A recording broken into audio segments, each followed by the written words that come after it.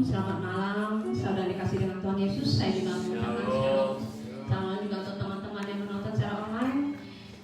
Terima kasih kalau malam hari ini ya Tuhan kita dapat berkumpul di tempat ini. Saat ini kami ingin memuji, menyembah Engkau. Biarkan pujian penyembahan ini ya Tuhan dapat menyenangkan hati-Mu ya Bapa. Karena kami tahu bahwa lebih baik satu hari di pelataran-Mu daripada 1000 hari di tempat yang lain. Amin.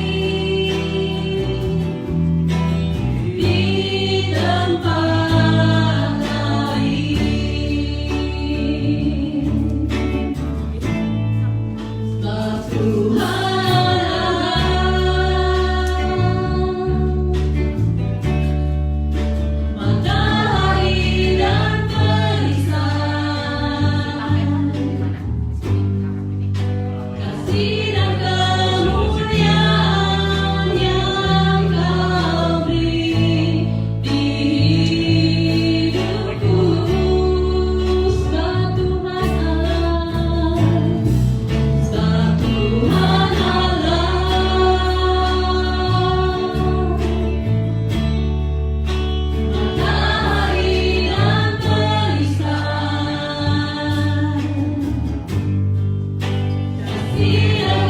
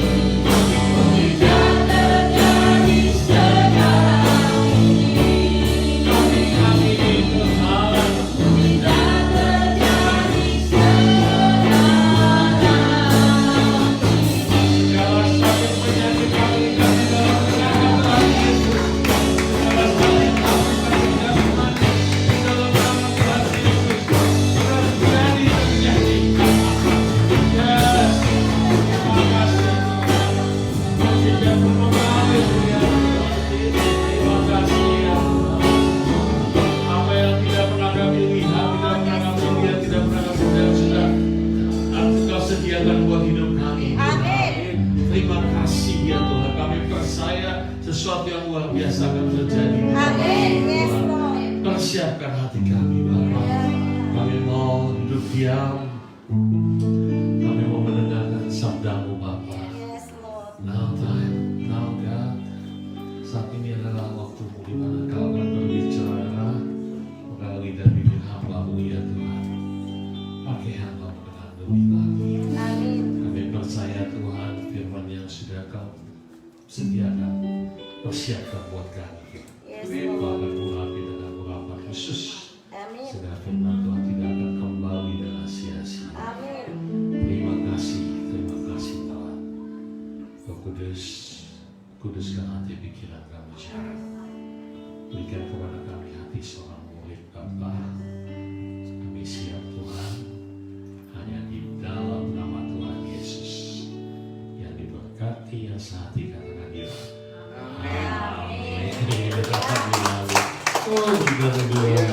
Sudah senyum kiri kanan dong.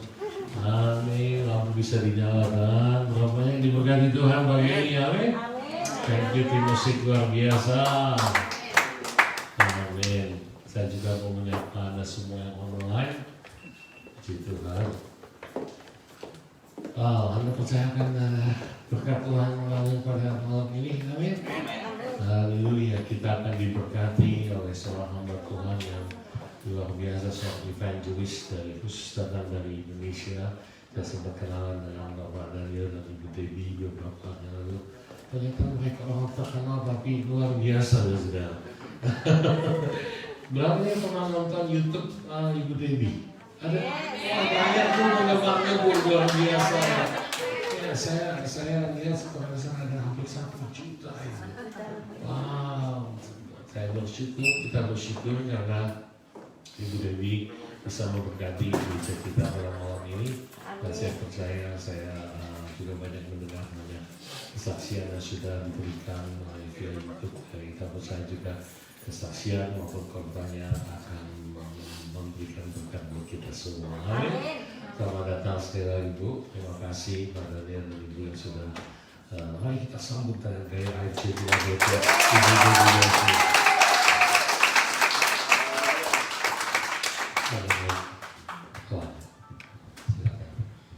Haleluya, haleluya. Terima kasih ya buat Bapak Abraham ya. Lebih ini kalau saya panggilnya Bapak Abraham. Ya, satu kehormatan juga buat kita Pak. Terima kasih. Ya, sekali lagi saya mengucapkan terima kasih buat kesempatan saya boleh ada dan bahkan bisa menyampaikan firman di tempat ini. Ya, ini Bapak Gembala senior ya saudara ya. Dan saya kemarin juga mendengar banyak kesaksian bagaimana panggilan hidup mereka. Ya, tidak mudah, tetapi yang mengikut Tuhan itu adalah keputusan yang terbaik. Amin. Bahkan yang tidak akan pernah kita sesali. Ya, terima kasih buat berapa banyak di sini subscriber channel YouTube saya. Oh, haleluya. Yang belum subscribe tolong subscribe. Like dan komen, jangan lupa share. Ya, terima kasih sekali lagi. Ya, saya juga ini nanti ibadah ini tayang di Debbie Basir TV untuk ibadah online besok. Ya, saya juga mengucapkan shalom buat jemaat Debbie Basir TV yang ada di mana saja yang ikut beribadah pada hari ini, saudara. Dan hari ini kita akan sama-sama belajar firman Tuhan. Tentunya saya yakin dan percaya. Ya, kenapa ada firman, kenapa ada Alkitab itu supaya menuntun kehidupan manusia di dunia ini. Karena tanpa tuntunan maka kita ini bisa melenceng ke kanan dan ke kiri. Untuk apa ada Alkitab, untuk apa ada firman Tuhan, supaya hidup manusia itu lebih teratur. Dan ketika kita mengikuti firman Tuhan itu rasanya memang ya berat, tapi percayalah itu yang terbaik. Ya, di dalam kitab Amsal dikatakan, aku memikir-mikirkan jalan hidupku, tetapi aku mengambil keputusan untuk mengarahkan langkahku kepada hukum-hukum Tuhan. Memang tidak mudah melakukan firman, tapi percayalah itu yang terbaik. Hari-hari ini saya banyak dapat orang konseling datang, saudara, ketika hidup mereka sudah salah langkah. Kenapa selalu dalam firman-firman yang saya katakan dan selalu saya sampaikan, Ya, saya rindu supaya orang Kristen itu tidak salah langkah. Ya, saya kalau ngupload foto bersama dengan suami saya selalu ya saya tulis after wed ya, karena banyak yang pre-wed itu luar biasa. Mesra ya, satu di atas tebing, satu di bawah tebing, wah gandeng-gandengan, ada ombak menerpa ya. Tadi kita lewat di sepanjang jalan banyak pernikahan di sini ya. Nikah di jalan-jalan ya saudara di sini ya. Enak loh ya, murah meriah ya. Bisa dipikirkan itu. Mungkin besok anak saya nikah di sini aja di jalan tengah jalan. Ya. Tapi ya saya percaya ya itulah saudara. Ketika orang tidak berjalan sesuai dengan firman Tuhan. Hari ini saya banyak melayani kasus konseling orang yang datang itu sudah terlanjur. Ya, tetapi kalau sudah terlanjur kan kita di sebagai anak Tuhan nggak ada kata terlanjur. Tetapi banyak orang itu kan maunya yang instan. Bu, kalau suami saya lihat ibu foto sama suami mesra, enak. Ibu dapat suami takut Tuhan. Saya ini loh bu. Saya bilang dulu yang suruh nikah siapa? Nikah sendiri. Beneran sudah jadi begitu datang sama saya. Ujung-ujungnya tanyanya apa? Bu, boleh cerai nggak? Ya, boleh cerai nggak? Saya bilang nggak boleh ya. Kenapa ada firman Tuhan? Ya, supaya kita ini berjalan sesuai dengan arahan tuntunan firman agar hidup kita ini berbahagia. Sudahlah saudara, percaya saja hanya firman Tuhan yang bisa bikin hidup kita bahagia. Katakan saudara nggak katakan amin, ya atau saya tetap amin. Percayalah, di dalam segala hal, kenapa firman Tuhan itu berkata kita ini harus mengikuti firman? Ya karena hanya itu yang membuat kita bahagia. Memang tidak mudah, tapi waktu kita mau, Roh Kudus akan memampukan. Saya membaca satu buah buku 100 tokoh yang berpengaruh di dunia. Nomor 1 adalah Muhammad. Ya, memang tidak boleh nomor 2. Saya tertarik kenapa dia menaruh Yesus di urutan nomor berapa. Ternyata Yesus ada di urutan nomor 2. Lalu penulis buku itu berkata, saya menaruh Yesus pada urutan nomor 2 itu bukan karena pengikutnya sedikit. Pengikut Yesus itu banyak. Tetapi kenapa saya menaruh Yesus di urutan nomor 2 dari 100 tokoh ini? Karena Yesus itu membawa ajaran yang tidak masuk akal. Dan dia bilang tidak mungkin ada manusia normal yang bisa melakukan apa yang Yesus suruh. Contohnya apa? Masa Yesus berkata, kalau ada orang menganiaya kamu, kalau ada orang memfitnah kamu, ada orang merugikan kamu, doakan orang itu dan mintalah berkat.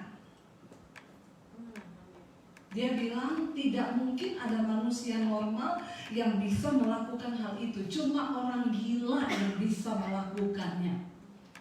Jadi dia berkata dengan kata lain, semua pengikut Kristus kalau mau ikut Yesus harus jadi gila. Jadi saudara sudah gila atau belum? Yang udah gila karena ya, mau dong, saya juga mau gila. Karena memang hukum Tuhan dan hukum dunia itu selalu bertolak belakang. Yang bagi dunia ini wajar, ya itulah orang yang waras. Tapi kalau kita mau ikut Tuhan, maka kita enggak waras. Berarti jemaat Bapak gila semua, Pak.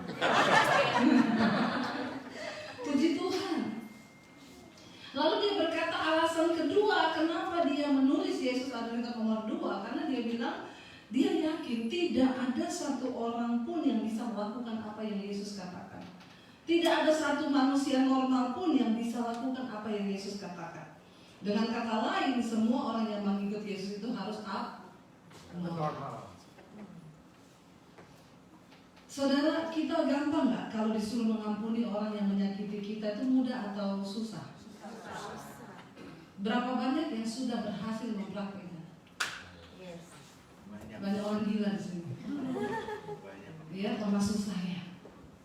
Alkitab berkata, apa yang tidak mungkin dilakukan oleh manusia karena keterbatasannya sebagai manusia, itu akan dilakukan oleh Allah dalam dirinya. Karena itu kita bisa berkata, kemampuanku, kesanggupanku bukan pekerjaanku, tetapi pekerjaan Allah di dalamku. Sebagai orang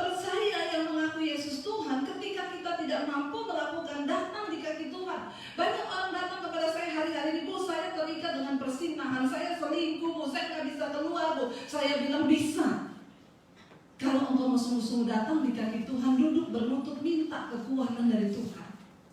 Amin, saudara. Maka Roh Kudus yang ada di dalam dirimu itu, pernahkah kita menyadari bahwa Alkitab berkata roh yang ada dalam dirimu itu lebih besar dari segala roh yang ada dalam dunia ini. Dia Tuhan sanggup melakukan segala perkara. Amin.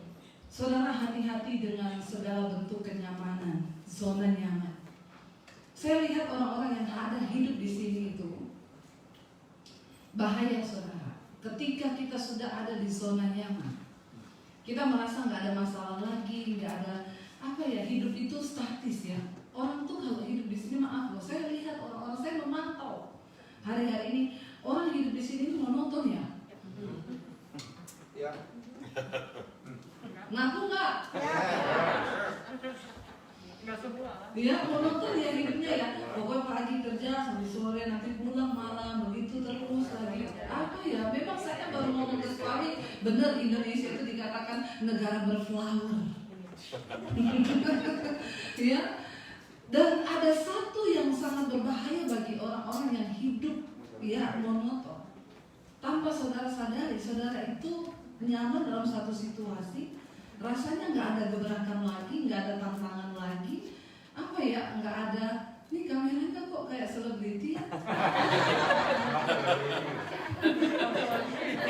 Dari Trans TV, di Metro TV, Indosiar, ya. Banyak sekali, sudah kayak konferensi pers ya. Ya. Jadi saudara, ketika kita nggak sadar, kita terjebak dalam satu rutinitas sangat-sangat berbahaya, apalagi kalau itu terjadi di level iman. Bahaya. Ya, bahkan ketika seseorang mulai terjebak dalam kenyamanan, tanpa kita sadari, kita sudah mulai hidup di dalam perbudakan. Loh, kita tanpa sadari, loh, kita ini mulai diperbudak akan sesuatu yang kita harus seperti itu, saudara. Ya, saya ini kemarin tuh banyak merenung melihat kehidupan di sini. Ya, kita yang tinggal di sini wajib mulai bertanya apa yang kita cari sesungguhnya di hidup ini. Apa yang sedang kita cari? Sebuah kepuasan seperti apa yang sedang kita cari? Ya, mari kita sungguh-sungguh mencari Tuhan, mengarahkan diri kepada Tuhan. Ya, saya berdoa supaya kita semua hari-hari ini, ya, mari kita lebih banyak lagi fokus kepada Tuhan. Dan Tuhan itu Tuhan yang bergerak, saudara. Dia terus bergerak. Kenapa kita harus percaya? Ya, saya percaya Tuhan itu bergerak dan terus bergerak. Nah, sangat berbahaya ketika kita punya Tuhan yang terus bergerak, lalu kita stuck di satu titik. Padahal Tuhan kita tuh udah bergerak jauh. Beberapa waktu lalu ketika sebelum pandemi terjadi, saya itu berdoa kepada Tuhan, mau akhir-akhir 2019 ya, pertengahan mau menuju ke akhir, saya berdoa Tuhan, bahwa saya di dalam pelayanan saya mau berada di tempat di mana Tuhan berada. Saya tahu Tuhan itu bergerak. Jangan biarkan aku terjebak dalam sebuah kenyamanan sehingga aku tuh merasa masih melayani Tuhan, ternyata saya sudah ketinggalan jauh dari pergerakan Tuhan. Dan ini sesuatu yang sangat berbahaya bagi iman, bagi kekristenan. Karena saya pernah mengalami, saudara, 10 tahun lalu ketika kami dipanggil Tuhan dari Solo menuju ke Jakarta, itu kita baru beli rumah baru di Solo. Tiba-tiba saya dapat panggilan Tuhan untuk meninggalkan kota Solo. Bagaimana dapat panggilan itu? Bukan saya tiba-tiba dengar ya gemuruh halilintar, enggak. Tiba-tiba saya merasa di hati saya itu ada sesuatu seperti perasaan sedih. Sehingga setiap hari saya nangis, saudara, nangis. Lalu saya itu mulai bertanya pada diri saya ini nangis kenapa ya? Oh, suami saya tidak selingkuh, saya juga tidak punya utang, tapi kok nangis-nangis sendiri itu ada apa gitu ya? Tapi saya tahu, saya merasakan sesuatu yang dari Tuhan ya. Akhirnya saya ambil keputusan untuk doa puasa. Saya doa puasa, saya masuk ke satu tempat ya, di tempat Biasa kita persekutuan, siang itu nggak ada orang, saya doa di sana setiap jam 12. Saya berdoa masuk hadirat Tuhan, saya nangis terus, saya bilang, Tuhan aku tahu Engkau akan menyatakan sesuatu. Bicara kepada saya Tuhan, saya siap mendengar. Saya banjir air mata, nangis dalam hadirat. Tiba-tiba berapa hari setelah saya doa puasa, saya mulai mendengar Tuhan berbicara, aku akan membawa Engkau keluar dari kota ini. Karena kamu itu tidak melakukan apa-apa lagi. Saya bilang, Tuhan, saya pelayanan siang malam loh. Tiap hari Minggu saya pelayanan. Dari Senin sampai Senin. Di perusahaan-perusahaan Minggu dia dari gereja ke gereja saya khotbah. Tuhan bilang, kamu pengangguran bagiku. Wih, saya kaget saudara. Saya nangis lalu saya bilang, apa yang Engkau mau Tuhan? Aku akan membawa Engkau pergi dari kota ini. Saya bilang, Tuhan, banyak berkecamuk di otak saya. Pertama, anak saya sudah sekolah 3. Yang paling kecil itu baru masuk TK. Kedua, di rekening saya tuh tidak ada duit. Kalau rekening saya ada uang 5M ya, saya langsung bilang, oke Tuhan, siap, kemana Engkau utus aku datang. Kalau ada uang 5M. Masalahnya nggak ada uang, ribet pikiran saya bagaimana nanti. Aduh Tuhan, saya bilang gini, dan saya baru beli rumah. Kalau Tuhan bawa kita pergi, sudah gak kepikiran otak saya ini bagaimana memikirkan untuk kita pindah, lalu rumah bagaimana. Saya waktu itu cuma ngomong gini, kenapa sih Tuhan tuh gak pernah lihat aku seneng dikit aja. Dulu saya dibawa keluar dari keluarga saya, baru lulus SMA, saya terima Yesus, diusir, mau dibunuh sama papi saya. Ditanyain, kamu benar mau ikut Yesus? Iya. Gak mau balik lagi? Iya. Kalau kamu mau ikut Yesus, angkat kaki dari rumah ini, jangan anggap kamu punya keluarga. Jangan bawa ijazahmu, kata papi saya. Saya mau lihat Yesus kasih makan kamu pakai apa. Malah jadi gendut saudara. Gak usah ketawa, biasa aja. Jadi saya itu sekarang lihat anak saya yang baru lulus SMA, saya kadang meneteskan air mata sendiri. Saya bilang sama suami saya, dulu aku seumuran dia harus pergi meninggalkan keluarga. Selalu mau nangis kalau ingat kisah itu. Tidak punya lagi kesempatan untuk memilih dan semua orang bingung. Waktu itu mami saya juga bingung, kenapa saya bisa jadi begitu. Adik saya bilang, kamu itu loh, siapa kamu bukan anak pendeta, kenapa kamu sampai bikin keluarga ini kacau balau gara-gara kamu menjadi Kristen. Mami saya bilang, tunggu mami mati dulu baru jadi Kristen. Tapi saya tidak tahu ketika Tuhan menjamah, itu yang Rasul Paulus bilang, tidak ada satupun bisa pisahkan kita dari kasih Kristus. Lalu akhirnya saya mulai berdoa ketika Tuhan panggil saya keluar dari Solo. Saya bilang, Tuhan, kalau memang kau pengen saya keluar dari Solo, pertama saya nggak tahu kemana Tuhan akan bawa. Yang kedua, Tuhan bicara sama suami saya, kasih tahu ke suami saya apa yang harus saya lakukan, dan memang ini benar tuh benar Tuhan. Satu kali saya nggak pernah ngomong ini ke suami, saya diemin karena saya harap saya cuma salah dengar. Lalu satu kali kita lagi duduk-duduk di rumah sore-sore, suami saya bilang gini, say, kamu rasa nggak sih kita ini pelayanan tapi stuck, nggak ada apa-apa lagi yang kita rasakan. Saya kaget di situ saudara. Terus saya bilang, terus maksudmu? Dia bilang, kayaknya Tuhan mau bawa kita keluar dari kota ini ya. Kamu kerasa nggak? Akhirnya saya cerita ke dia apa yang saya alami. Lalu kami mulai berdoa, Tuhan, kalau memang ini dari Tuhan, peneguhan sudah terjadi, kami suami istri itu sepakat. Ya, karena Tuhan itu kalau bicara nggak mungkin cuma sama suami toh, nggak mungkin juga sama istri toh.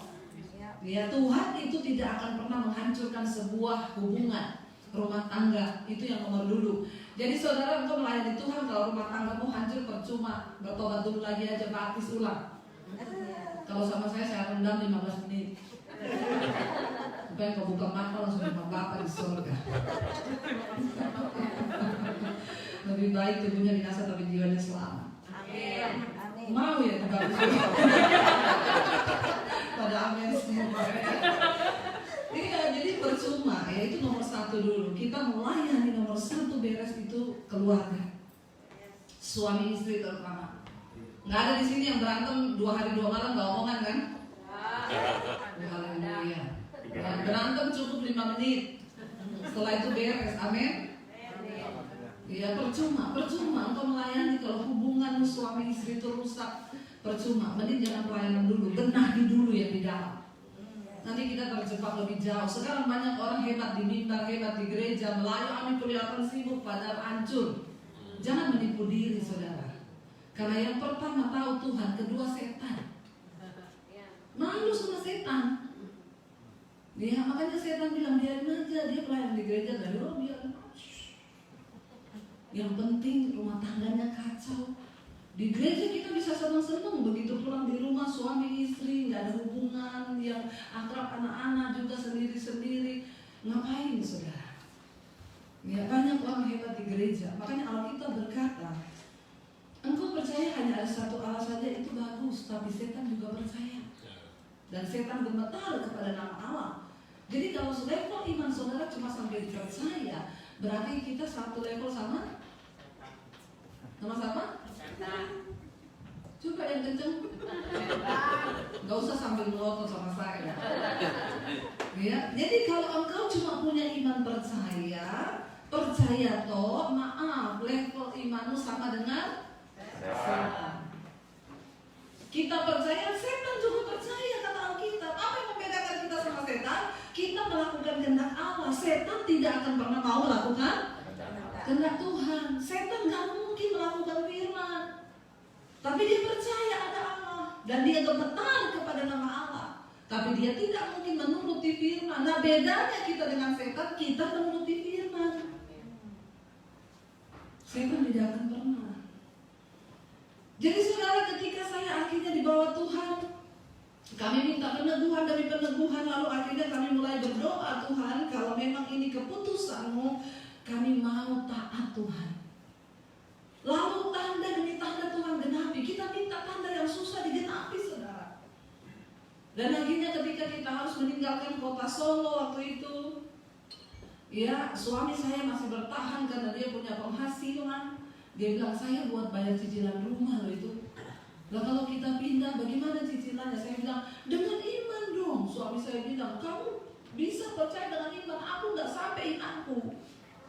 Karena dia kepala keluarga dan tidak dibohongi. Memang laki-laki itu ya survei membuktikan ini khotbah saya ini dipotong orang yang di bagian ini beredar di TikTok semua. Saya bilang saudara, survei membuktikan ukuran otak laki-laki dengan ukuran otak itu perempuan itu beda. Ukuran otak laki-laki itu lebih kecil daripada perempuan. Tapi memorinya laki-laki full karena laki-laki lebih pakai logika. Ya cicilan rumahnya masih 3 tahun sudah dipikir dari sekarang. Itu memakan berapa giga itu? Memakan rumah. Lihat sini. Lalu ya anak sekolah, anak mau kuliah masih 5 tahun, dia udah mikir dari sekarang. Itu laki-laki, makanya juga survei membuktikan yang paling banyak kena stroke itu laki-laki daripada perempuan. Sebaliknya perempuan itu ukuran otaknya gede, tapi kosong, gak ada yang dipikir. Nah orang itu motong di bagian sini saudara, beredar di TikTok, saya diceletehin banyak wanita. Ibu itu ngawur ngomong ya, otak perempuan kosong. Bukan yang kosong, dia gak dengar yang bagian-bagian depan sampai belakangnya. Itu bahaya kalau orang cuma potong-potong separuh. Kenapa saudara? Perempuan itu gak terlalu banyak beban pikirannya karena dia suka curhat. Dia mikir sebentar aja saudara. Dia kerja, cuci piring, masak, dia udah lupa itu. Dia jalan sebentar, cuci mata, padahal cuma cuci mata loh, gak beli cuci tok loh. Ya, tapi dia sudah lupa. Dia keluar rumah sebentar waktu penat dengan suaminya, dia jalan keliling taman, udah belum kan? Bener gak ibu? Dia curhat sama temennya ya, hai Cin, dibalas sama temannya, iya say, ini cuma boleh terjadi di perempuan saja. Bapak-bapak awas kalau ngomong ke temannya, hai Cin, ya cucok. Kalau Iya kenapa? Curhat dia panjang, diketik di WA saudara. Padahal temannya itu enggak baca loh. Dia baca, dia cuma balas gini, doa ya say. Dia nggak baca kan, oh ini lagi curhatannya kan. Cuma dibalas doa ya say, udah belum dia. Karena waktu dia ngetik itu sudah emosinya keluar. Nah laki-laki kan nggak begitu. Ada di sini laki-laki yang suka curhat? Nggak ada laki-laki curhat. Laki-laki itu dipikir terus. Ya saudara, ya di dalam hidup ini, makanya suami saya bilang, kamu nyampe imanmu, ngomong dengan iman. Laku ini laki-laki harus ya mikir bayar cicilan rumah, bagaimana kalau kita pindah. Tapi akhirnya puji Tuhan ya, kita tuh dengan hati mulai belajar percaya sama Tuhan. Itu untuk percayanya kita harus belajar. Ya, belajar percaya. Nggak mampu, tapi duduk di kaki Tuhan. Tuhan, aku mau belajar percaya. Aku tidak tahu di depanku ini seperti apa Tuhan. Saya pernah berdoa dapat penglihatan Tuhan. Saya berdiri di satu tempat tuh seperti padang gurun, dan di depan itu ada jalan yang berkelok-kelok. Saudara, saya nggak tahu ujungnya di mana. Tiba-tiba saya mendengar ada satu suara yang berkata, kamu harus lewati jalan itu. Saya bilang, Tuhan saya tidak berani karena saya tidak tahu ujungnya di mana. Tuntun saya Tuhan. Tiba-tiba Tuhan Yesus itu turun di depan saya saudara. Langsung saya tangkap ujung jubahnya. Saya bilang, Tuhan jangan tinggalkan aku sendiri. Aku tidak berani melangkah sendiri. Tuhan itu menoleh ke saya, dia cuma bilang begini, selama aku besertamu, jangan takut. Seburuk apapun jalan itu, aku menyertai engkau. Tapi jangan berubah. Jadi begini saudara, bukan soal seberapa menakutkan keadaanmu, bukan soal seberapa sulit hidupmu, pastikan Tuhan menyertaimu. Karena engkau mengandalkan Dia. Tuhan masih bersanggup melakukan mujizat demi mujizat yang tidak pernah kita duga, yang tidak pernah kita sangka. Saudara percaya nggak? Saya ini akhir tahun, awal tahun lalu, tahun 2020 ketika masuk pandemi, kita sudah sampai di satu titik yang berkata begini, kita nggak tahu pandemi sampai kapan. Semua jadwal pelayanan cancel. Karena kami berdua full melayani Tuhan. Kita nggak tahu mau bagaimana. Sampai anak saya bilang, Mam, aku kuliah tahun ini gimana? Wis, nggak usah mikirin kuliah sih deh. Kita juga nggak tahu, mungkin sudah mau kiamat di depan ini. Ya, saya bilang sama anak saya, kuliah tidak menentukan surga dan neraka, nak. Itu kata-kata pembelaan diri saya. Karena memang nggak ada uang kita. Saya coba tanya, kira-kira berapa? Ya kira-kira mami harus sediakan 70 sampai 100 juta untuk masuk kuliah. Saya bilang, udah lupain dulu. Ini kita untuk bertahan hidup saja 2020 ini kita nggak tahu seperti apa. Saudara bisa bayangkan semua jadwal cancel. Bahkan yang terburuk, saya bilang ke suami saya, mungkin yang terburuk nih kita pikir yang terburuk. Mungkin kita akan jual rumah Jakarta dan kita akan pulang kembali ke Solo. Itu yang ada di benak saya.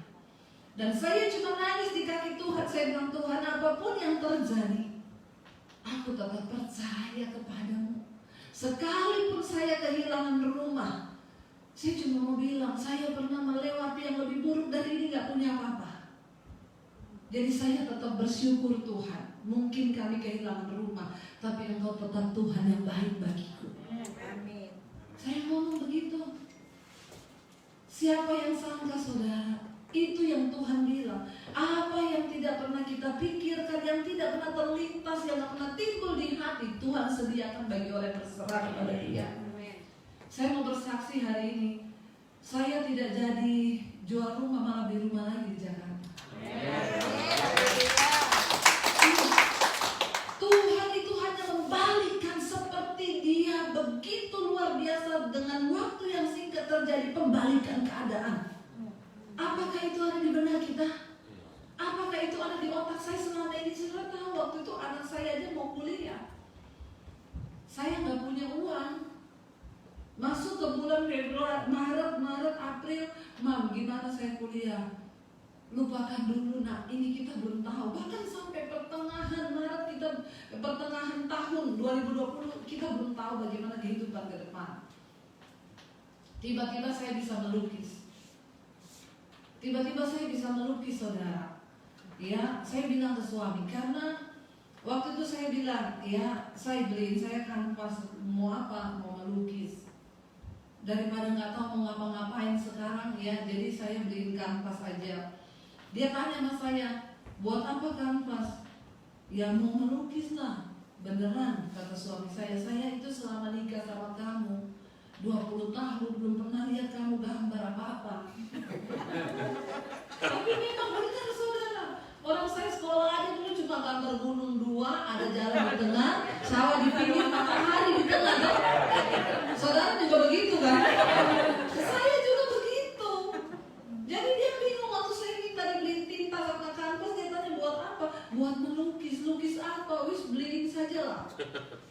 Ya tiba-tiba saya pengen melukis. Lalu akhirnya satu kali dia lagi ngedit video di sebelah saya di kamar bikin lukisan. Ya 2 jam selesai dia keluar, dia tanya, ini lukisan siapa? Lukisan saya. Nggak mungkin. Lah emang di sini ada siapa? Cuma saya. Dia bilang, ini nggak mungkin loh kamu yang bikin. Hari itu saya bikin waktu itu hutan lavender pertama kali.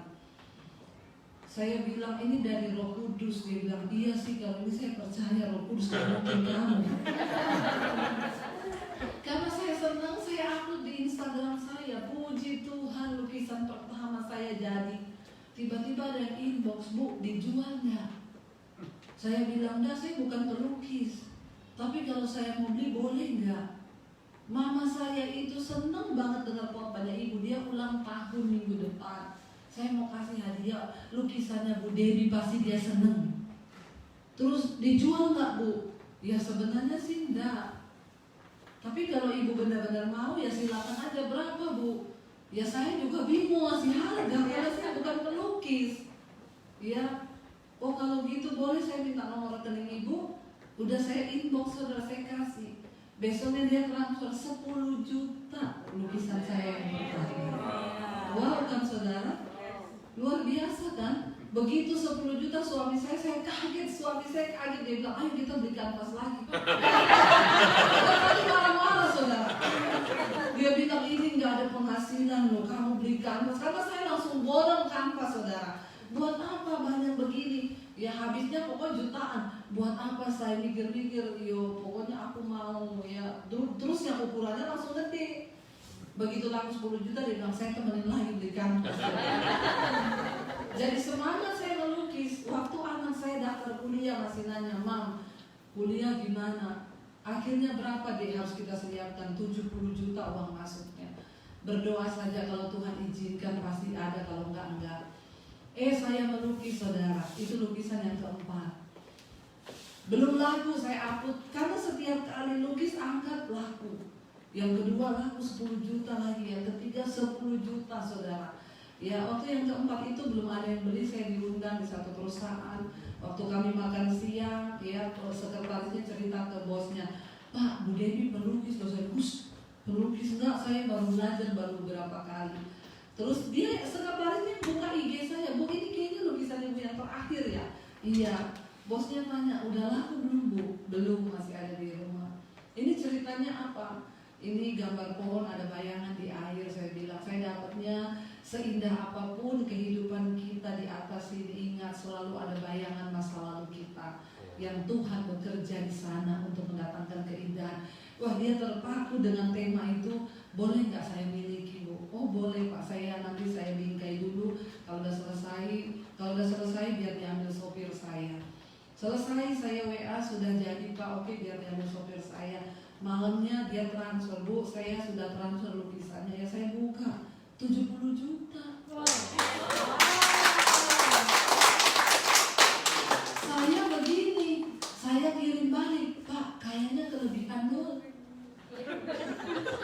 Karena saya nggak nyangka kan, saudara, nggak ada di benak saya siapa saya, lukisan saya laku 70 juta. Saya bilang, Pak, kayaknya kelebihan dulu, Pak.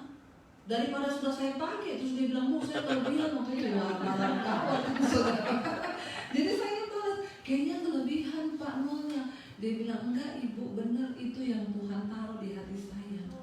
Dan itu pas anak saya mau bayar kuliah 70 juta. Wow, Tuhan itu hidup, saudara.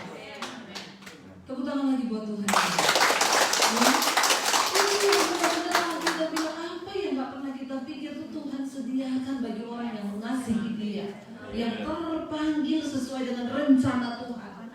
Makanya ayo kita semua mau menggenapi rencana Tuhan dalam hidup kita. Hidup ini bukan cuma soal cari duit. Duit Tuhan bisa datangkan dengan cara yang begitu mudah. Bener gak? Apa yang gak pernah kita pikir? Saudara jangan batasi, ya itu kan karena Bu Devi. Enggak. Mujizat Tuhan terjadi bagi setiap mereka yang mau percaya. Bukan cuma hamba Tuhan, saudara. Saya sudah melihat banyak orang yang mengalami jalan pintu-pintu yang Tuhan bukakan. Setelah itu laku 70 juta, makin semangat saya. Ya, akhirnya melukis lagi, ada yang 75 juta, 50 juta, 25 juta, sampai hari ini sudah hampir 40 lukisan. Apa yang tidak pernah kita pikirkan? Ada satu lukisan saya bikin, saudara. Saya kurang seret dengan lukisan itu karena saya rasa warnanya kok terlalu bercampur baur.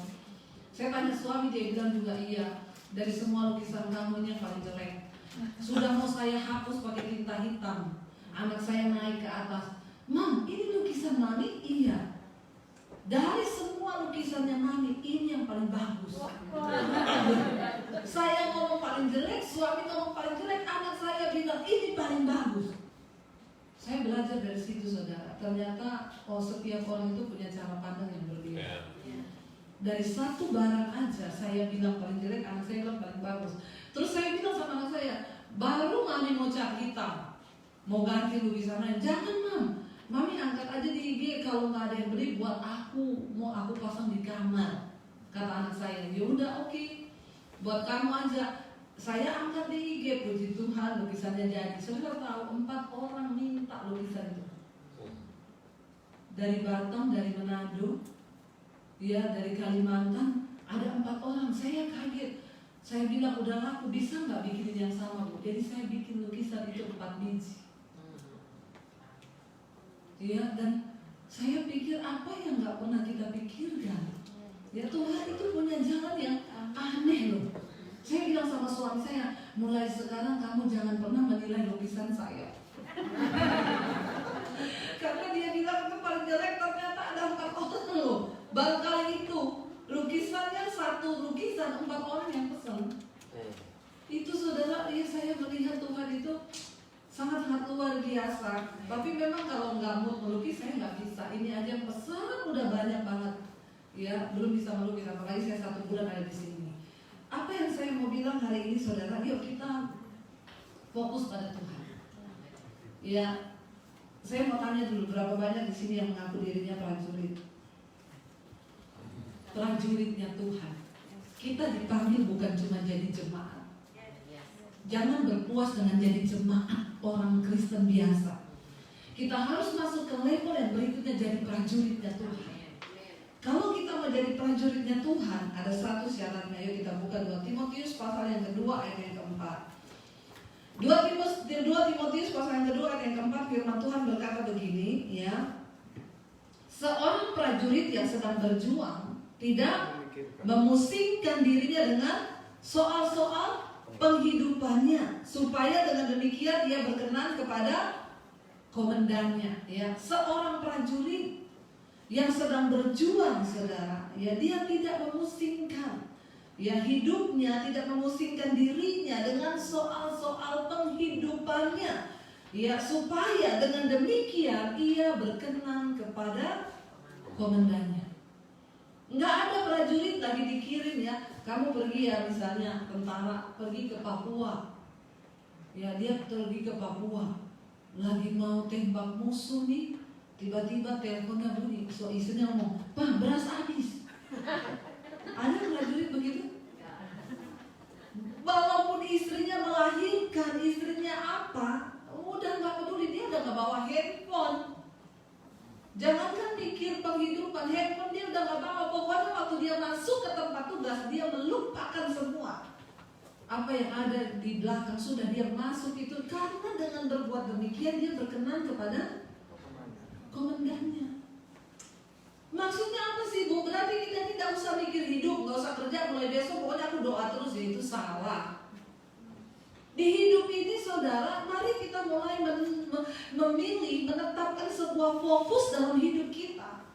Yang namanya masalah, persoalan itu pasti datang. tidak fokus kepada dirimu terus, maka Tuhan itu sanggup bekerja lebih daripada yang kau pikirkan dan engkau doakan. Kita kan semua percaya bahwa firman Tuhan itu gak pernah berbohong. Tapi kenapa ada banyak orang Kristen tidak mengalami firman? Loh, Tuhan kan janji katanya begini. Mungkin kita kurang percaya dan berserah dan berharap kepada Tuhan. Kenapa? Logika manusia itu seringkali membatasi firman Tuhan. Mari kita mulai belajar menundukkan diri kepada firman, percaya kepada firman. Saya tuh gak pernah berdoa minta uang sama Tuhan, karena saya terlalu percaya Dia Tuhan yang tidak akan pernah meninggalkan saya. Proses yang begitu berat, proses yang begitu menapis saya, itulah yang membuat iman saya ini kuat sama Tuhan. Makanya saya paling gregetan lihat orang Kristen alay lebay. Di sini nggak ada, men. Saya tuh lihat orang Kristen alay lebay itu ya, Bu, pengen mati bunuh diri, kenapa? Saya punya masalah keuangan, kayaknya Tuhan meninggalkan saya. Saya tanya, udah berapa lama hidup berkekurangan? 2 tahun, baru 2 tahun, saya bertahun-tahun. Amin. Terus saya harus apa, Bu? Bangun iman, percaya sama Tuhan. Ya, hidup sungguh-sungguh, berusaha, apa yang bisa kau kerjakan, kerjakan dengan sekuat tenagamu. Tanya suami saya tuh sama suami pernah jadi tukang jualan jus di pinggir jalan. Sampai jam 12 malam kita jualan jus. Saya nggak mau hidup meminta-minta. Saya juga tidak malu waktu itu saya sudah hamba Tuhan. Seringkali ada jemaat yang datang, Bu Dewi sudah malam belum pulang, Bu. Iya, Bu, belum. Aku belajar menyerahkan hakku untuk mengenal kehendak Tuhan. Kita harus dipermalukan, harus direndahkan. Nggak apa-apa kalau kita sudah sampai rendah, udah sama kayak keset tuh. Baru kita ini benar-benar bisa lulus. Kenapa saudara? Waktu kita sudah rendah, nggak ada lagi yang bisa rendahin kita. Orang saya sudah rendah, kok benar nggak? Mari kita hidup dengan rendah hati, sebab Tuhan berjanji orang yang rendah hati itu akan ditinggikan. Tapi orang yang tinggi hati itu akan direndahkan. Yuk, saya bukan sekedar bicara, saya mengalami janji Tuhan di hidup saya. Tapi apakah cepat? Sampai di awal pandemi yang lalu saya masih bertanya ke Tuhan. Rasanya hidup saya ini menderita terus. Ikut Tuhan tuh menderita terus, tapi tidak apa-apa Tuhan, tidak apa-apa. Kalau engkau melihat dagingku belum habis remuk, belum mati, remukkan saja Tuhan. Benar saudara. Tapi saya melihat orang-orang yang mau diproses Tuhan, mereka yang akan melihat kemuliaan Tuhan. Saya berdoa kalau saudara belum lulus proses, biar proses mereka Tuhan. Tidak ada yang amin. Mudah-mudahan Pak Abraham gak ngomongin salah undang pendeta. Besok gak usah minta lagi jadwalnya. Loh saudara, apa sih kebanggaan orang percaya? Penderitaan. Yesus berkata, kalau engkau mau jadi murid, sangkal dirimu, pikul salibmu, ikut aku. Ketika kita menyangkal diri itu udah gak enak. Bayangkan saya harus bilang, aku bukan Dewi yang dulu, aku sudah mati Tuhan. Waktu saya harus keluar dari rumah, saya cuci baju anak-anak kos dari tempat kos. Lagi cuci baju, gak pakai mesin cuci, pakai tangan. Iblis datang, goblok jadi orang Kristen, jadi pembantu. Air mata saya berlinang, saya cuma bilang, iblis, aku telah dibeli, hargaku lunas dibayar. Dan hidupku bukan milikku lagi, tapi milik Kristus. Dan aku tidak akan pernah malu, karena saya dulu sombong banget saudara. Ya, saya tidak pernah berkekurangan, orang tua saya berkecukupan. Dari SMA saya sudah jadi pelatih senam saudara. Saya sudah punya tempat senam sendiri saudara. Dan untuk uang saya sudah cukup saudara. Tapi ketika saya terima Yesus, saya benar-benar dihajar Tuhan. Benar-benar gak punya apa-apa. Ada suara yang sering kali bilang, balik ke keluargamu. Di sana bajumu yang cuci pembantu. Kenapa kamu di sini jadi pembantu? Saya cuma bilang, hancurkan aku Tuhan. Aku bukan Dewi yang lama. Saya bilang, iblis, aku telah dibeli dan hargaku lunas dibayar. Jadi aku gak punya hak lagi atas hidupku, tapi Tuhanlah yang punya hak atas hidupku. Saudara, jangan engkau pikir engkau punya hak atas hidupmu. Tuhan telah beli kita dan harganya lunas. Karena itu ketika engkau difitnah, ketika engkau engkau dihianati, ketika engkau dipermalukan, duduk di kaki Tuhan, nangis dan bilang, Tuhan, aku sudah tidak punya hak atas hidupku. Bahkan ketika kita menderita, ketika saya benar-benar pernah hidup tidak ada uang 1 sen pun, tidak ada satu orang pun yang bisa saya jadikan tempat saya menaruh harapan, nggak ada. Saya pernah hidup dari benar-benar entah uang ataupun orang, nggak ada yang saya bisa taruh harapan. Saya telepon mami saya aja, saudara, dia lagi tanya, kamu sekarang gimana kabarnya? Tiba-tiba mami saya sudah berubah, halo Yanti, gimana kabarmu? Saya tahu itu ada papi saya di samping. Sampai seperti itu, saya juga meneteskan air mata. Saya menyerahkan hidup saya kepada Tuhan. Dulu saya bertanya, Tuhan, kenapa saya harus diusir dari rumah hanya karena terima Engkau? Karena Engkau bisa rubah hati papi saya. Sekarang saya bilang, Tuhan, terima kasih karena waktu itu saya diusir dari rumah. Kalau saya tidak diusir waktu itu, saya tidak jadi seperti hari ini. Kalau saya nggak diusir waktu itu, saya nggak ketemu dengan saudara. Saya nggak kenal sama saudara. Jadi hidup ini nggak usah sok tahu. Karena manusia sama Tuhan tuh beda tipis. Tuhan maha tahu, kita sok tahu. Bertobat. Nggak usah banyak tanya, kenapa Tuhan, kenapa Tuhan, kenapa Tuhan. Dan saya baru menemukan jawabannya itu nggak 1-2 tahun, saudara. Saya bertanya, kenapa saya harus diusir dari rumah? Saya baru melihat hari-hari ini Tuhan menggenapi. Kalau engkau tidak menjadi lelah, maka engkau akan menuai, kata firman Tuhan. Tapi sayang banyak orang menjadi lelah. Petrus bertanya kepada Yesus, Tuhan, kami ini sudah meninggalkan ayah, ibu, saudara laki-laki, saudara perempuan, rumah, harta, dan semua yang kami miliki, bahkan pekerjaan kami untuk mengikut Engkau. Yesus tahu, Petrus tanya gini, arahnya kemana? Yesus langsung ngomong, berbahagialah kamu, jikalau karena namaku engkau meninggalkan ayahmu, ibumu, rumahmu, ladangmu, saudaramu, pekerjaanmu, karena engkau akan memperolehnya lipat kali ganda pada masa ini juga. Dan engkau akan memperoleh kehidupan yang kekal, karena ada upah bagi orang-orang yang setia. Banyak orang yang bertanya, apa yang kita dapat kalau kita ikut Yesus sungguh-sungguh? Saudara, upah secara jasmani tidak perlu kita kejar, karena Tuhan yang tahu porsinya itu seberapa. Tapi upah dalam kekekalan itu yang luar biasa. Jaminan akan kehidupan kekal setelah kita mati itu cuma ada di dalam Tuhan Yesus. Sehingga orang percaya bisa berkata, bagiku hidup adalah Kristus, mati adalah sebuah keuntungan. Apa lagi yang kita mau cari di dunia ini? Ya, kalau kita sudah menemukan tujuan dari iman percaya kita kepada Tuhan, saya yakin kita udah puas dengan apapun yang hari ini saudara kita hidup di dunia ini. Saya selalu berkata, Tuhan, bagi saya mati itu untung. Kalau aku hidup bagi Kristus, berbuah bagi Kristus. Saudara, saya mau bilang kepada saudara yang di tempat ini, ingat, bukan tugas gembala saudara untuk memberitakan Injil.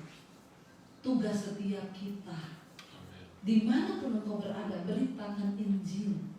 Ini yang mulai mati di dalam kekristenan.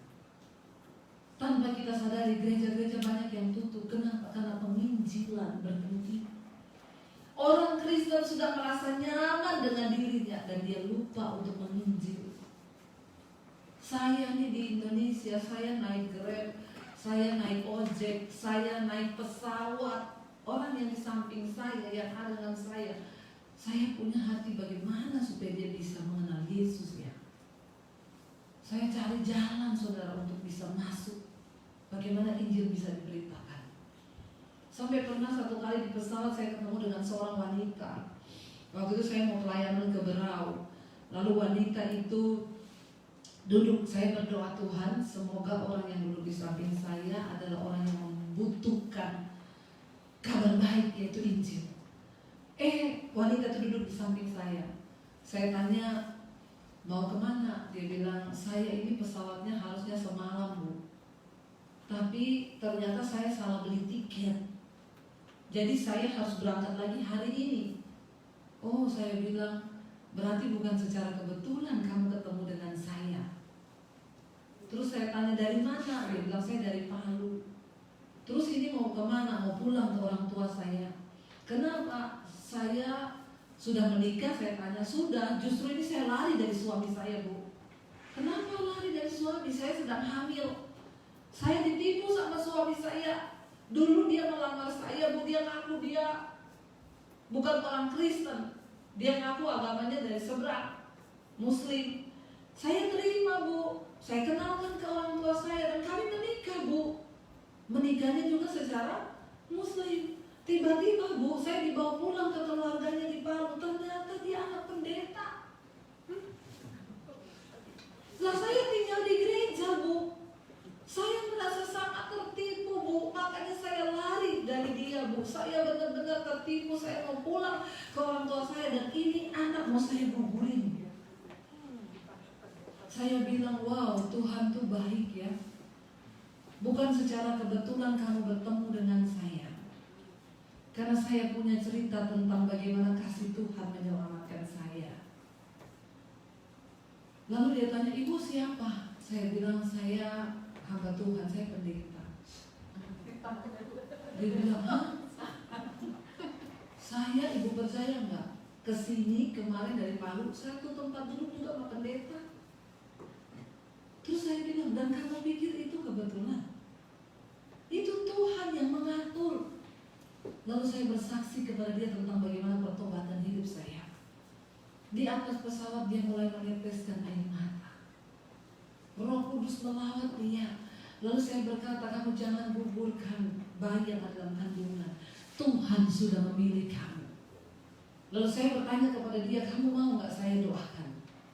Dengan berlinang air mata, dia masih mikir, saudara. Dia diam, tiba-tiba pesawatnya bergoncang.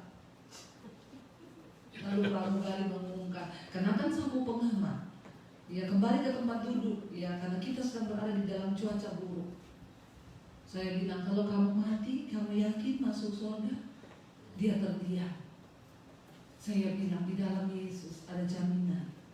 Setelah mati, ada kehidupan yang kekal. Mati itu sebuah keuntungan. Saya tantang lagi, kamu mau menerima Yesus sebagai Tuhan dan Juru Selamat? Sambil berlinang air mata, dia bilang, mau. Saya berdoa buat dia di atas pesawat, saudara. Pernahkah engkau menyadari bahwa di sekelilingmu ada begitu banyak jiwa dan mereka sedang berjalan kepada kebinasaan? Pernahkah kau sadari mungkin itu sahabatmu, mungkin itu temanmu, mungkin itu orang-orang yang kita nggak sangka, kita nggak tahu. Mari saudara, kita minta hati Tuhan. Ini panggilan kita, bukan cuma panggilan Pak Abraham dan istrinya sebagai gembala. Ini panggilan kita. Kenapa Tuhan bilang tuayan itu menguning, siap untuk dituai. Kita sedang berpacu dengan waktu. Jangan engkau cuma fokus cari uang kerja, cari uang kerja, cari uang kerja. Karena waktu engkau mati satu saat nanti, Tuhan gak tanya berapa tabunganmu. Dia gak tanya berapa rumah yang saudara miliki. Dia tanya berapa jiwa yang sudah engkau bawa dan engkau persembahkan bagi kerajaannya. Saya berdoa saudara supaya setiap kita hari-hari ini, ya, supaya kita mengerti, kita tahu panggilan kita. Terima kasih Pak, bahwa Tuhan panggil kita untuk sebuah tugas saudara. Dan hari-hari ini orang Kristen lupakan hal ini. Tapi saya mau ingatkan buat saudara, mari kita mulai melihat dan bertanya, Tuhan, Engkau dipanggil bukan cuma untuk memikirkan kehidupanmu, tetapi ada sebuah kepentingan kerajaan Allah yang Tuhan kasih buat saudara. Biar kita masuk dalam hadirat Tuhan. Saya minta biar suami saya saja yang main keyboard, saudara. Kita semua biar tutup mata dalam hadirat Tuhan. Kita mau datang pada Tuhan. Biar tim PPW-nya nggak usah, biar suami saya aja ya. Kita mau bilang pada Tuhan hari ini. Saya pengen setiap kita hari ini datang dalam hadirat Tuhan. Mari kita berdiri bersama-sama. Tuhan, kita mau bilang pada Tuhan, Tuhan, Kami tahu kami hidup bukan hanya untuk diri kami. Tuhan selamatkan kami bukan cuma untuk memikirkan diri kami.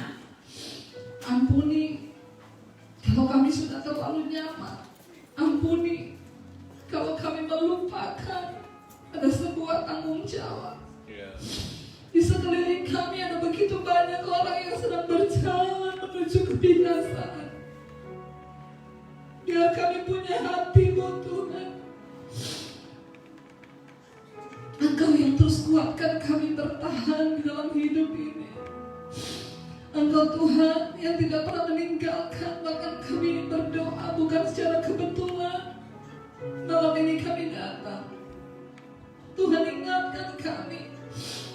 Setidaknya kami menjadi pendoa-pendoa bagi keluarga kami yang belum mengenal Engkau. Bagi kota ini Bapa. Bagi kota ini Tuhan. Tuhan, kami bersyafaat bagi kota ini Bapa. Ada begitu banyak penyimpangan yang ada di kota ini. Ada begitu banyak orang yang sedang diperbudak di atas kota ini. Kami berdoa, Tuhan jadikan kami pendoa-pendoa yang membawa api itu menyala di atas kota kami. Biar belas kasihan-Mu turun bagi kota ini Bapa. Tuhan, pakai hidup kami Yesus. Mari bawa hidup-Mu pada Tuhan saudara hari ini. Ini hidup kami Tuhan. Ini hidup kami Yesus. Terima kasih Kau yang selamatkan kami. Kau yang pilih kami Tuhan. Taruh hati-Mu di hati kami Tuhan. Berikan hati-Mu bagi kami. Jadikan kami sebagai wadah yang siap untuk menerima hati Tuhan. Karena Engkau Tuhan yang sedang mencari wadah-wadah yang siap itu. Bencana-bencana yang siap itu. Untuk Engkau letakkan hati beban-Mu bagi kota kami, bagi bangsa kami, bahkan di mana kami berada. Bagi keluarga kami. Ini hidup kami Tuhan. Ini hidup kami Yesus.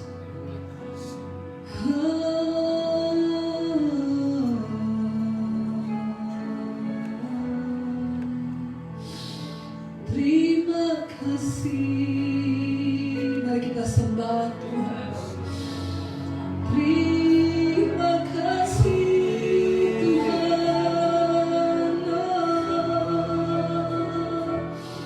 Kau pilih kami Tuhan. Kau tebus kami Yesus. Terima kasih Bapa.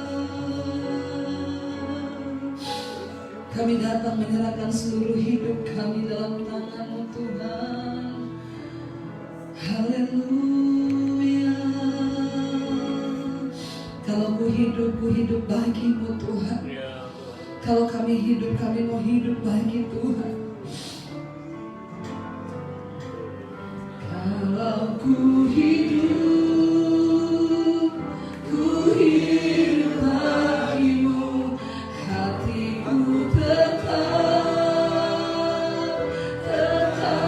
menyembah-Mu. Dunia tak bisa menjauhkanku dari kasih-Mu. Selama ku hidup, selama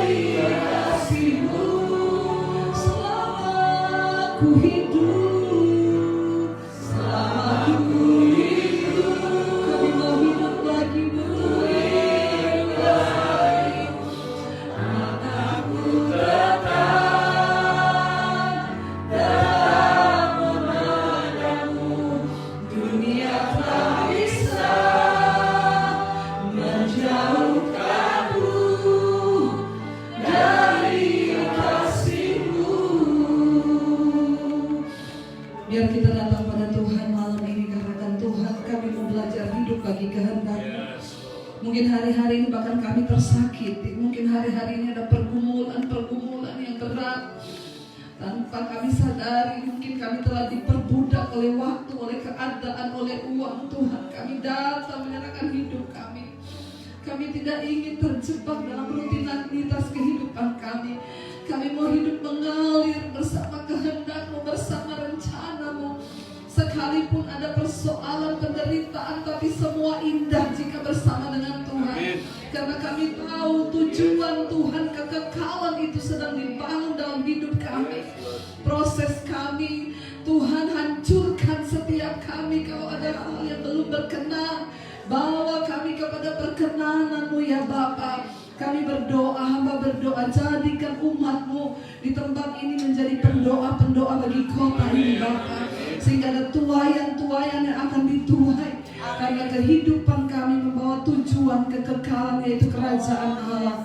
Di tempat kami bekerja, di rumah, dimanapun kami berada, ada syafaat dari hidup kami Bapa. Terima kasih Tuhan. Berkati gereja-Mu di tempat ini, berkati hamba-Mu Tuhan, Abraham, istri dan seluruh keluarganya. Biarlah Tuhan api itu terus menyala dalam kehidupan mereka, agar senantiasa ada kebangunan rohani di tempat ini Tuhan. Bahkan setiap umat-Mu yang sedang menghadapi persoalan pergumulan hari ini, hamba percaya tangan Tuhan turut bekerja mendatangkan kebaikan. Jangan takut kata Tuhan, seburuk apapun keadaanmu, yakinkan aku bersama dengan engkau, aku beserta dengan engkau. Maka itu cukup menjadi jaminan bahwa Dia Tuhan yang melihat dan turut bekerja bagi kebaikan kita.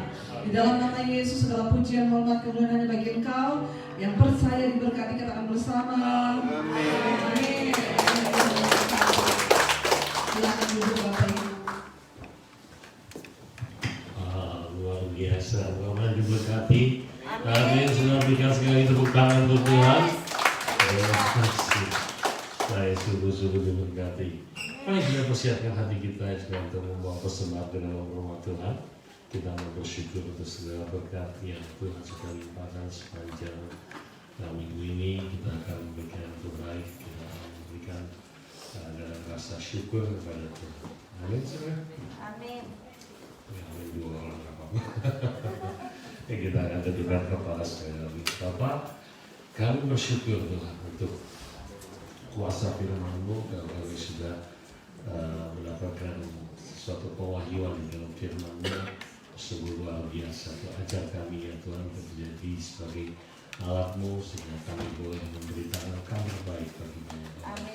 Malam ini juga kami mau bersyukur Tuhan untuk segala berkat-Mu.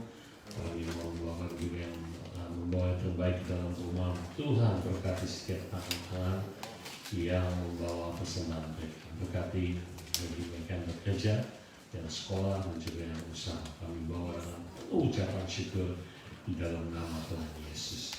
Amin. Amin. Amin. Amin. Sampai persembahan dijalankan, saya juga mengucapkan terima kasih sekali lagi kepada Anda dan Ibu yang sudah berbagi kita semua. Puji Tuhan. Dan besok Ibu Debbie ada di mana? Schedule? BMC. Di Kini. BMC pagi. Di BMC ya. Dan jadi saudara kita akan doakan untuk pelayanan Ibu sepanjang sampai bulan Oktober ini ya Bu ya. Kita akan berdoa supaya Tuhan mengungkapkan yang lebih. Selamat datang bagi semua Anda semua yang pertama kali hadir di tempat ini. Kita berikan tepuk tangan sekali lagi. Kemudian yang mengambil. Oke. Dan yuk kita akan bangun berdiri. Kita akan bersama-sama untuk berdoa menerima berkat Tuhan yang lebih lagi. Amin. Saya katakan kepada Ibu Debbie waktu dalam keadaannya waktu kita fellowship bersama beberapa hari lalu, saya ini punya pendoa setiap malam berdoa. Jadi kita mau berdoa dengan Ibu Debbie lamaan di sini. Haleluya. Segala puji hormat kemuliaan hanya bagi-Mu Tuhan. Kami bersyukur untuk firman Tuhan yang sungguh semakin memberkati hidup kami. Dan juga kami berdoa ya Tuhan, Engkau akan meteraikan setiap firman-Mu Tuhan. agar firman Tuhan Yesaya 55 katakan tidak akan kembali dengan sia-sia. Amin. Tuhan, mari Engkau akan pakai setiap kami Tuhan. Kami angkat tangan kami saat ini Tuhan. Kami siap untuk menjadi prajurit-prajurit-Mu ya Tuhan. Ajar kami Tuhan untuk menjadi Kristen yang tidak cengeng, tapi kami mau belajar ya Tuhan untuk mengiring Engkau Tuhan apapun keadaannya. Karena Paulus katakan bagiku hidup adalah Kristus, mati adalah keuntungan. Terima kasih Bapak, malam ini Tuhan dengan otoritas yang Kau berikan kepada hamba-Mu. Hamba mengutus jemaat di sini untuk pulang, dan biar Kau memberkati umat-Mu secara berlimpah-limpah Tuhan. Memberkati Tuhan setiap tangan-tangan mereka, pekerjaan mereka, usaha mereka, sehingga apa saja yang mereka lakukan Engkau akan buat berhasil dan berhasil. Dan terus naik tidak turun menjadi kepala dan bukan menjadi ekor. Biar Tuhan selalu akan melindungi masuk keluar mereka. Terima kasih. Saat ini angkat tangan kita, damai sejahtera dari Allah Bapa, kuat kuasa dari Tuhan Yesus, dan penyertaan dari Roh Kudus akan menyertai kita semua mulai saat ini sampai Yesus datang untuk kedua kalinya. Tuhan, terima kasih. Dan saat ini kami satukan hati kami juga berdoa untuk hamba-Mu, Ibu dan Bapak Tuhan yang akan terus melayani beberapa hari ini di kota Philadelphia. Tuhan, Kau akan pakai secara lebih lagi. Biar klien Ibu Bashir, Ibu Debbie Bashir dan juga Tuhan Pak Daniel akan sungguh-sungguh membawa dampak ya Tuhan bagi banyak orang. Terima kasih. Urapi Tuhan, berkati kesehatan Tuhan. Dan juga Tuhan, Kau akan, hamba juga berdoa Tuhan, Kau melindungi seluruh isi rumah tangga 3 anaknya di Indonesia. Biar Tuhan tutup bungkus dengan darah kudus-Mu. Dan waktu mereka akan kembali ke Indonesia, Kau akan lindungi perjalanan di udara, di darat, tibakan mereka sampai di Indonesia, di Jakarta khususnya dengan selamat tanpa kekurangan suatu apapun. Tuhan berkati Tuhan, dan mereka sudah memberkati gereja ini. Biar meminta juga sebagai hamba-Mu, Kau juga akan berkati secara luar biasa. Segala puji syahmat hormat hanya bagi-Mu di dalam nama Tuhan Yesus. Yang saat ini katakan yuk, amin.